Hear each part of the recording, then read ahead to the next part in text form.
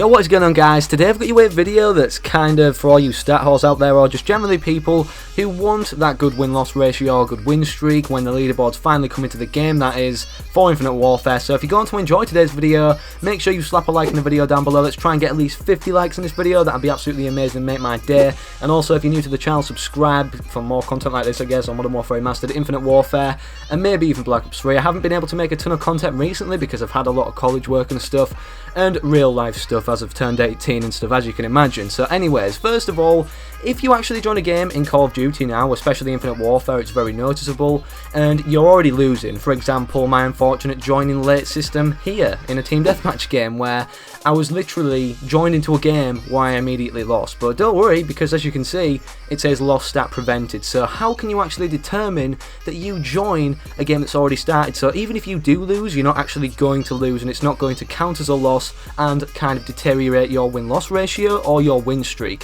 First of all, in this game now, this is the one thing that I will say good about Infinite Warfare, is the fact that you have the option to leave the game as you know it started, as it does a pre-game lobby countdown. And how you can actually know that it's already started is because if you check people's KDs on the kind of side D-pad combat record, where you go over people's name and click to the right on the D-pad, their KD and stats will all just say 0 for each and every individual player, apart from yourself, or maybe even including yourself sometimes, because I know that's been the case for me, and that's how you know the game started. So these are the lobbies that you actually want to be joining, because you can't lose. Literally, you cannot lose. I mean, if you're going for nukes, it's not the best thing in the world, and it's not the best thing in the world to play free-for-all anyways, because then you're going to have to make a comeback against the winning kind of opposer, who will be kind of good because he's at the top of the lobby anyways, unless you find a trash lobby, that is. But still, a lot of people are playing Infinite Warfare, and a lot of people who are generally want to play it because they like the game, and they like the game because they're relatively good at it. I know you find newbie players, but I definitely recommend just playing the objective-based game modes, because when you actually join late, you can only win,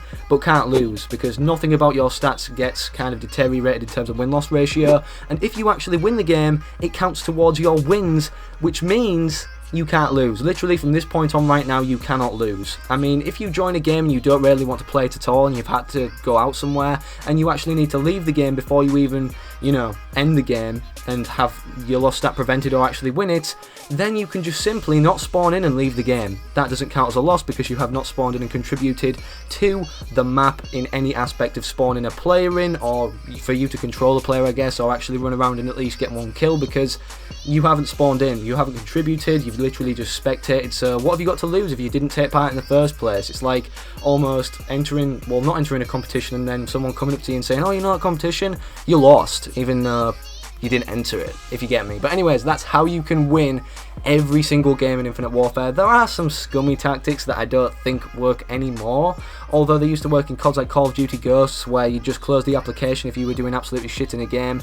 And that's mainly what people did when they were going for nukes and stuff, because then they have the full length of the game as they start in the game, and then they don't have the lost stat prevented if they're going to lose. And then if they're doing shit, they'll just close the application, because at the end of the day in Call of Duty Ghosts, I had like a 638 win streak of just doing that, but they weren't true stats. So all I'm saying, guys, is you can use this system to your advantage, and it's not kind of cheating the system in any way to say I wasn't in that game even though I could have recorded it and said I was in the first place by determining the connection and not actually having a valid connection to validate the stats in the game. It's just not the right way to do it. But this way, I mean, by all means, it's not anything that's game breaking, because they put it in the game to start with. Hopefully not like the key glitch, which I made a previous video about, Infinite Warfare banning us, being scared to ban us. So if you want to check any other videos out and you aren't subscribed already to the channel, make sure you do that, and I'll see you guys in the next video, whatever that may be, tomorrow or the next day. Thank you all for watching again, and peace out.